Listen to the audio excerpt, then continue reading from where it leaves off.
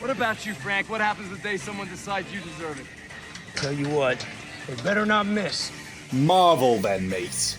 We've got heroes strong enough to hold up buildings, heroes who can literally smell crime from miles away, heroes who build wearable fighter jets, heroes who represent the best humanity has to offer, and even heroes who are the personification of literal deities from ages past. And yet, crime continues. Hell, if anything, dude, it gets worse. These costumed heroes punch out a bad guy. Sure, they're out the game for a while, but they always come back. But when the Punisher hits them, they don't get back up. So the question is, how can a mortal man, keep up with these larger-than-life costumed crusaders? Not just keep up, but keep ahead. Because most of the masks think Punisher is just as villainous as the other super criminals they punch. How can Frank Castle hope to stand a chance against the Supermen? Let's find out. It's Marvel versus the Punisher. You run around this city like it's your damn shooting gallery. Yeah, what do you do? What do you do?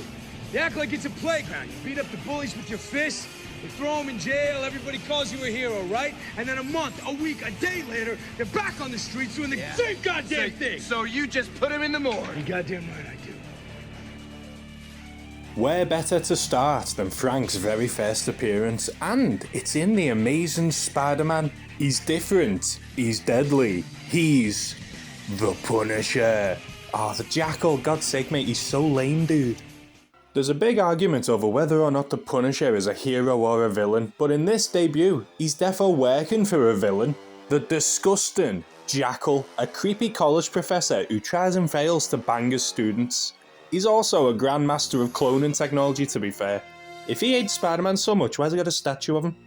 The jeering Jackal has hired Frank Castle to punish one very naughty wall crawler, the Amazing Spider-Man. And even here, in his first ever appearance, Castle claims he only kills those who deserve it. They did a good job conceptualizing the character right off the bat. I mean, right off the spider.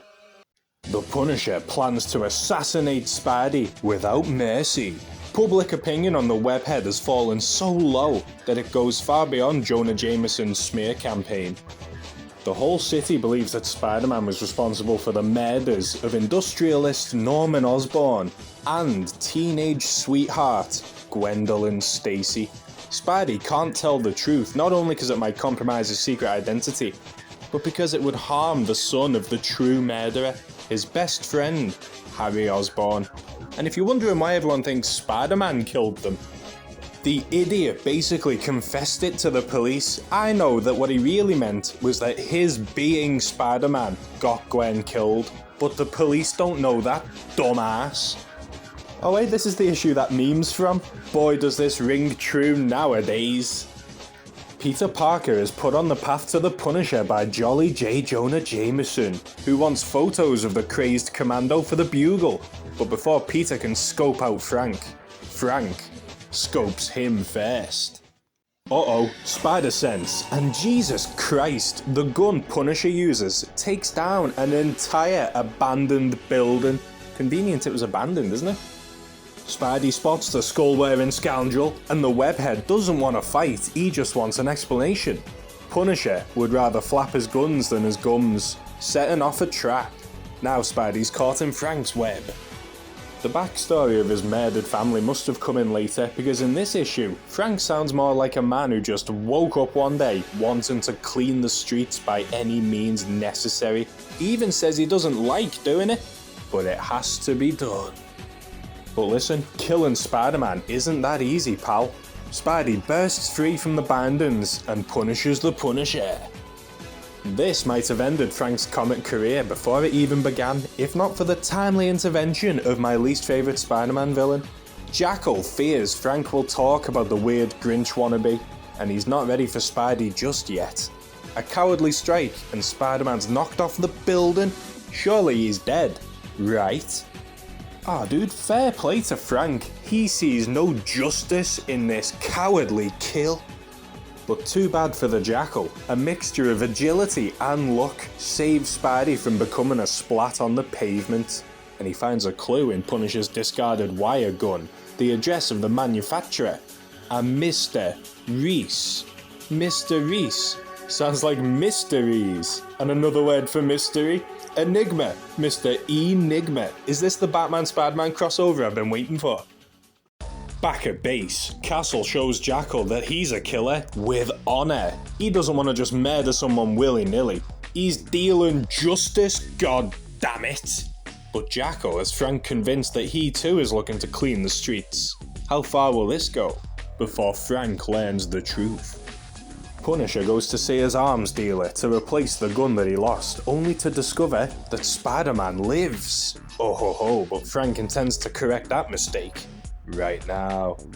Spidey enters the office of Reese Armourers only to find the freshly carved up corpse of Punisher's weapons dealer, slashed up as if by some sort of cat. I wonder, who has claws sharp enough to do this? Whoever the murderer, Spider-Man gets the blame as the Punisher smashes in and the spider sense didn't tingle. Castle has no interest in Spider-Man's excuses, even though the claw marks on Reese's corpse match the cuts Spider-Man found on his own mask after his last fistfight with Frank. But if Punisher wants a fight, he bloody well gets one. Spider-Man blitzes Punisher the way only a spider can, but of course he doesn't kill him. Now he's given Frank something to think about. He webs him up and forces a closer look at Reese's body, where Frank realises he's been played. These two are still far from friends, but Punisher takes Spider-Man off his hit list. For now. So Marvel seemed to know what they wanted Frank to be from the very start. Good stuff.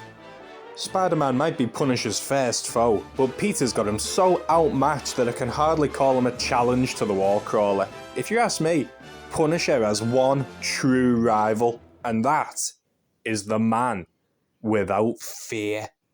You ever doubt yourself, Frank? Not even for a second. Really? Really? You never think for 1 second? Shit, I just killed a human being. It's being pretty generous. Daredevil, Matthew Murdock, and the Punisher, the judge, the jury, and the executioner. Frank's fights with Hornhead are some of the best in the entire medium, and now we're going to see the start of their moral feud. Daredevil, issue 183. This issue of Daredevil begins with tragedy. A teenage girl hurls herself through the school window, crashing to the cold hard ground below. Jesus H. Christ. Do I even have to mention Frank Miller wrote this? Daredevil is sadly too late bringing the girl to the hospital. She's already dead, thanks to the copious amounts of drugs in her system. Angel dust powders the streets of New York. Easy to make, cheap to buy, and not even the children are safe. But now the man without fear is involved. The dealers aren't safe either. The dead girl's brother, Billy, swears he'll kill the sellers. A man named Hogman and his partner, Flapper, giving Daredevil a lead and a prayer that he finds the dealer before the kid does something he'll regret. Daredevil goes undercover, but he seems to have forgotten that he is not Benjamin Grimm. His costume does come off, but oh well, makes for a funny panel. His quest for justice makes him run afoul of a couple dust heads, where he finds Flapper and his crew. High, unhinged, and pumping with adrenaline from the angel dust drug, Daredevil puts up a fight, but the scrap's interrupted by a thrown blade slashing through one of the goons. It's the Punisher! Holy shit! How cool is this line? Look at me, punks! Remember my face! It's the last thing you're ever gonna see, and I want you to carry the memory of it straight to hell. Daredevil puts Punisher off his kill, and Frank almost makes mates with him, but another gunshot rings out, and Flapper is killed. And even though little Billy is at the scene, holding a smoking gun, he swears he didn't do it, and Daredevil believes him. And so, at the hearing of Billy's trial, Matthew Murdock offers representation. The streets aren't safe for anybody as Punisher's war on crime rages on. Daredevil is a smart hunter, so he decides to learn all he can about his prey, and he starts with his buddy at the Daily Bugle, reporter Ben Urich. But the man without fear's priority is saving the innocent, not punishing the guilty. He pushes the threat of Frank to the back of his mind as he focuses on exonerating little Billy, returning to the crime scene to find evidence the police may have missed. Daredevil crafts a theory of another shooter higher up with a better gun, but his brainstorm is interrupted by the Punisher. Frank's working over a dealer for the location of Hogman. Daredevil fearlessly leaps to the rescue, but Frank doesn't want to fight Hornhead. The way Punisher sees it, they're on the same side. Think of the inferno of justice they could cultivate if they worked together. The streets would run red with the blood of crime. But the enemy of Daredevil's enemy can still go straight to hell. For all of Frank's righteous fury, he still pulls his punches with Daredevil. Punisher gets a clean shot on Hornhead. Luckily, it was just a tranquilizer dart, but it slows the hero down long enough for Castle to punish this junkie. A man without fear is not a man without hope. Daredevil pulls the victim back from the brink and gets enough info to track down Hogman and accuse him of shooting Flapper before the Punisher can get hold. Billy is found innocent and Hogman is arrested for Flapper's murder, but the knife and the plot twists as Matt realizes, through the drug lord's screams of being innocent, Hogman's heart doesn't jump. As far as Matt's super senses can tell, Hogman is telling the truth. But prison would probably be the safest place for Hogman, because when Punisher learns Matt Murdock is representing the scumbag in court, Frank grabs his gear. Issue 184 of Daredevil might just be my favourite Daredevil cover of all time.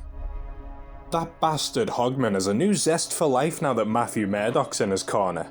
I wonder if he'd be in such a good mood if he knew he's currently locked in the sights of the Punisher. But here comes Daredevil, the man without fear. Hogman is a piece of garbage, but Matt can't let Punisher butcher him. He has to face justice properly.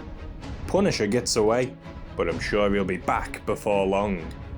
Matt defends Hogman in court, absolutely positive that the drug pusher did not commit this murder. Matt's super senses tell him Hogman's hands are clean, and they also tell him someone in the gallery isn't as innocent as they may seem. Donahue, the coach at Billy's high school, a man the poor boy looks up to, he's Hogman's main dealer, using his role at the school to push drugs on the kids, and now, for his sins, he's gonna have hell to pay. Matt's meeting with the coach ends in an angel dust-fueled brawl that the blind lawyer barely sees coming. Why would the coach juice up now, right when he needs a clear head? Did someone set this all up? Matt wonders new questions as he defeats the coach, but at least something adds up to Murdock. Unhappy with his cut of the drug money, Donahue must have killed Flapper to move up in Hogman's organization. All the evidence lines up, and Hogman is cleared of the murder charges. But then, the truth hits Matt like a truck full of hazardous chemicals.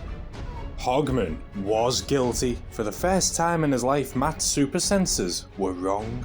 Hogman skips away in joy as poor little Billy storms off in fury, leaving a dumbstruck Matt Murdock to wallow in guilt and rage.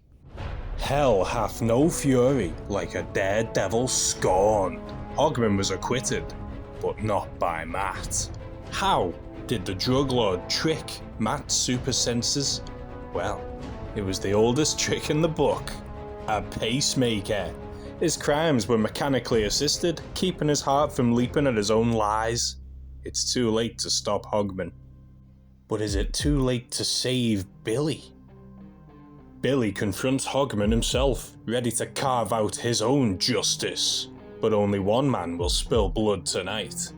The Punisher! Frank has returned. to finish what Billy started, and when Hogman tries to take the boy hostage, he signs his own death warrant. But this isn't justice. Daredevil once again stands between the Punisher and the guilty, but Daredevil knows he's safe from Frank's wrath. He's no killer, he's innocent. But Daredevil doesn't feel the same way about Castle. Once again, the Punisher gets punished, and young Billy, with his gun to Hogman's head, has a choice to make. Daredevil begs Billy to understand, to not follow the Punisher's example. And then, at the second trial of Hogman, young Billy sees what real justice is. Frank Castle is the personification of taking the law into your own hands, something a man like Matt Murdock would always stand against. The law is Daredevil's life, but Frank's life is his mission to clean the streets by force. Matthew Murdock may be blind, but Frank Castle sees the world in black and white. You're either innocent or you're guilty. I think you're wrong. Which part? All of it. I think there's no good in the foot that I put down, that's what I think. And how do you know? I just know. Frank sees most of the superheroes as Boy Scouts who won't do what needs to be done, but there is one man in a mask who he does respect. The Sentinel of Liberty, the Star Spangled Man with a Plan, Captain America. But what does Steve think of the Punisher? Let's find out in Captain America issue 241. Powerless. Before the Punisher. Early one morning, our all-American Avenger finds trouble got an early start. Two goons rough up a man in an alleyway, but not in Captain America's neighborhood. Steve makes quick work of these punks, but the victim's long gone, and that's because this was an internal affair of the mob. Local gangs are up to something sinister, but for now, Cap can only keep an eye out. And the would-be victim Cap saved isn't as innocent as you'd think.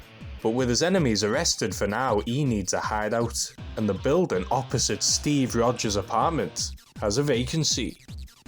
On his way home that evening, Steve hears someone scream bloody murder. Old Lady Kappelbaum collapses in shock.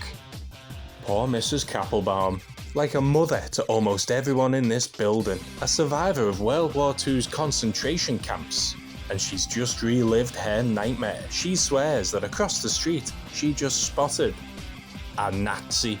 Steve calms her down, but you know who this sounds like a job for?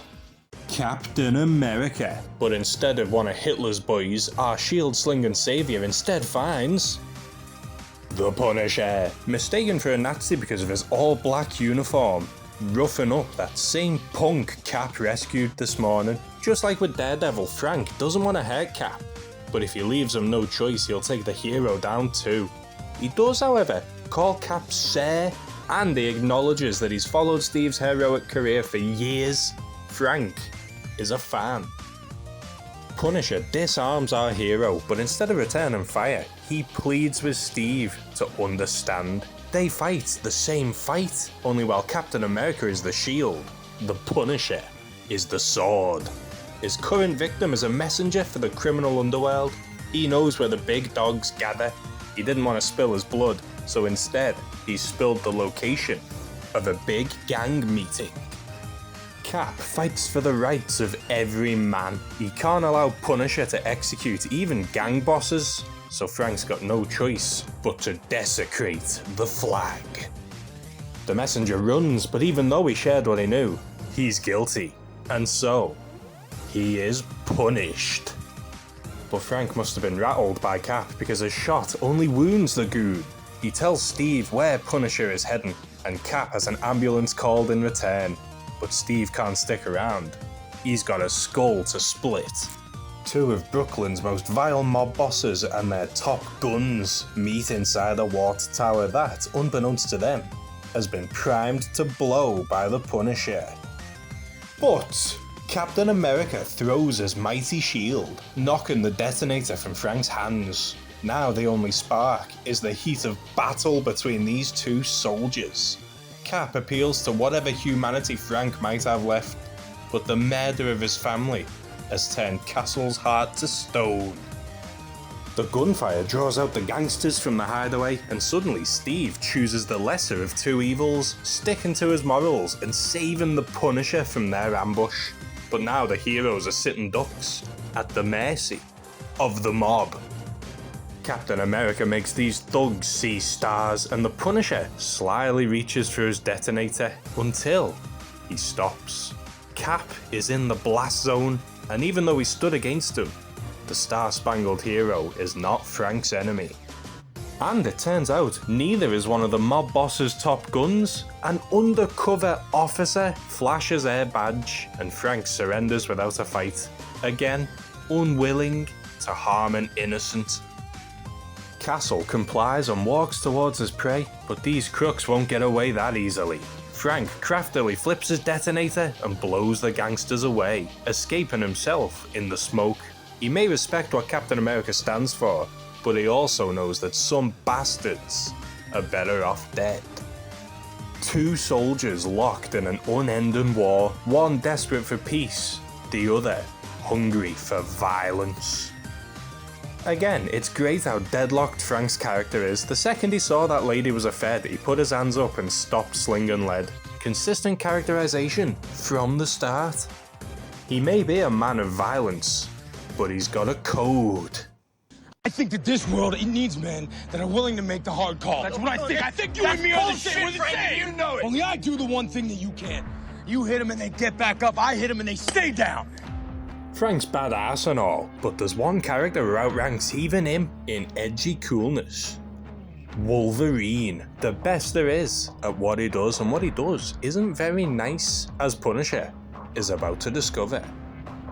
Punisher War Journal issues 6 and 7 chronicles the first fight between man and mutant, and maybe the last. Punishing is a tough business, and Frank's been working his ass off lately. Know what he needs? A vacation. And his pal Microchip happens to know a professor who needs a survival expert for his African dinosaur hunt. You heard me right. Punisher and dinosaurs. Meanwhile, in the filthy, sexy city of Madripoor, bar owner Patch runs afoul of a man selling illegal animal furs. But the dead skin that makes his jacket isn't the only wild beast in town. Patch is Wolverine. Wolverine liberates the rare animal skins and decides to see how the mastermind behind this unethical fur trade, Major Kinami of the Congolese military, likes being hunted himself. Frank's summer holiday begins when they touch down at the Congolese jungle.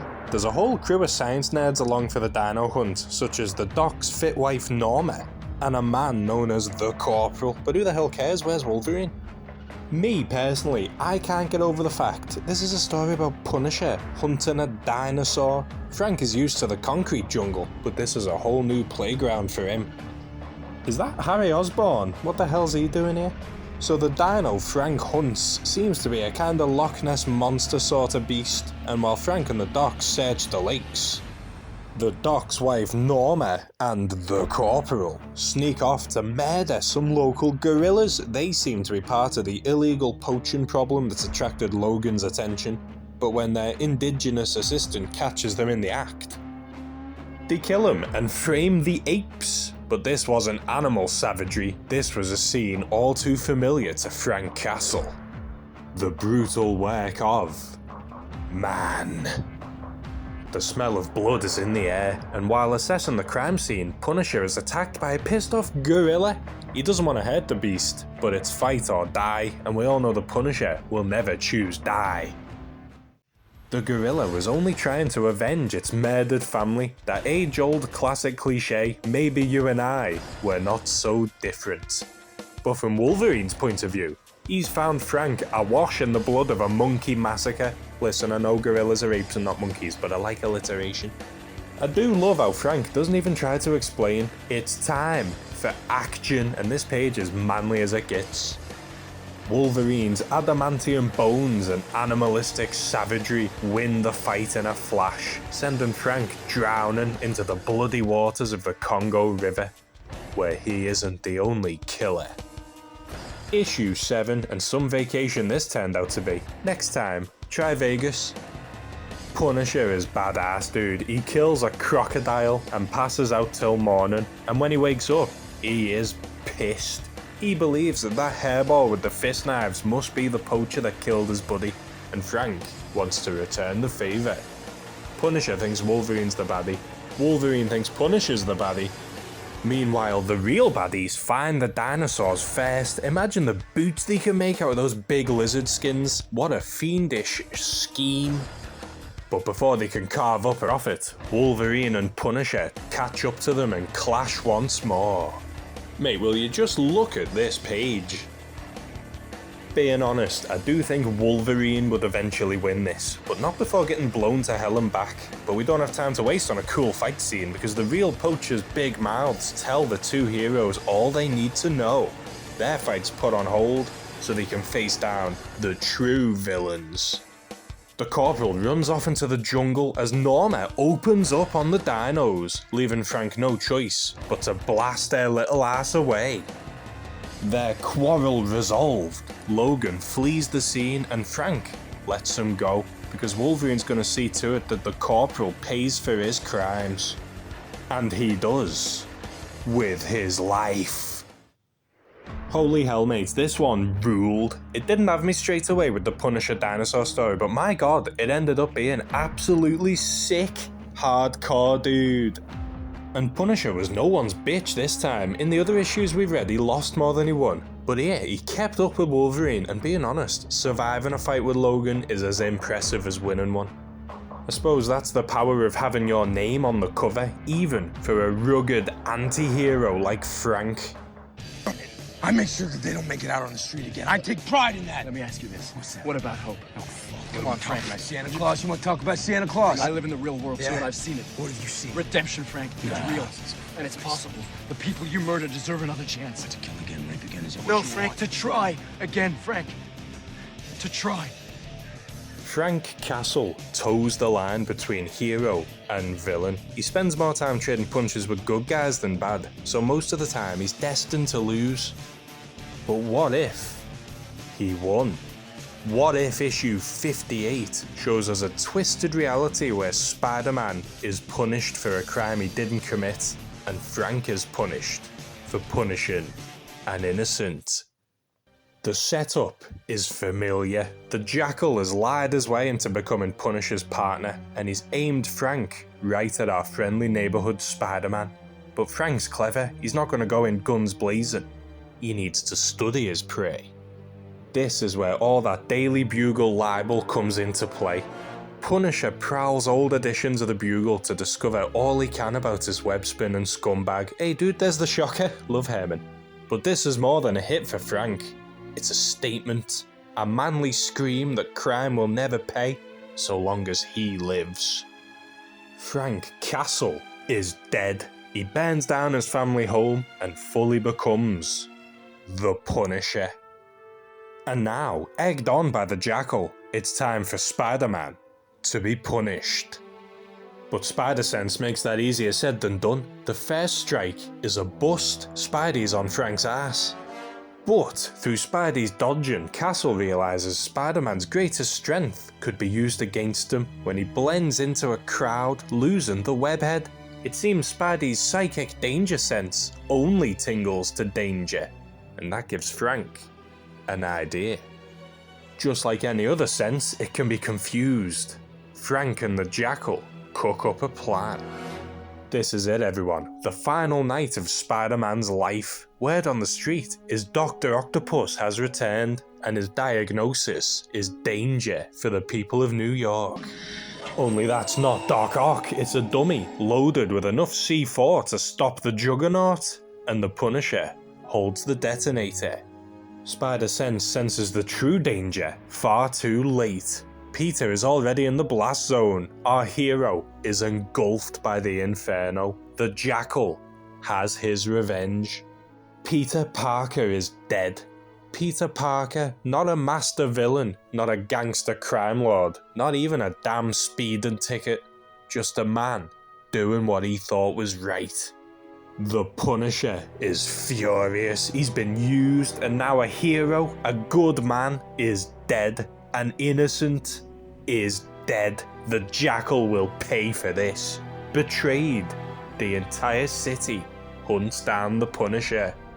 And I do mean the entire city. Jean the Wolf's police force, the Fantastic Four, Daredevil, the Avengers, everyone who knew the kind of man Peter Parker was, wants Frank's head on a pike. And though Castle himself agrees he deserves it, he can't lose yet. There's still work to be done. It's not all bad though. His reputation as the man who murdered Spider-Man gets Frank invited to a party of every spider foe, and he feels a sense of catharsis in punishing each and every one of them. The city's gripped in Spider-Mania. Even the Bugle sings his praises as TV hosts scramble to interview anyone who ever sat in the same room as Peter Parker. But that's how Frank gets back on the horse. This interview with one of Spider-Man's old college teachers. The voice is like nails on a chalkboard to Castle, the man who had him kill an innocent. Frank has found the Jackal. Professor Miles Warren, the pervert who blamed Spider-Man for the death of his beloved student, Gwen Stacey. Police swarm the building as the Punisher aims his gun squarely at the Professor, but if he pulls the trigger, it's lights out for Castle too. Jackal can't have the last laugh here. In Warren's eyes, justice was served, but Frank isn't after justice anymore. He just craves punishment.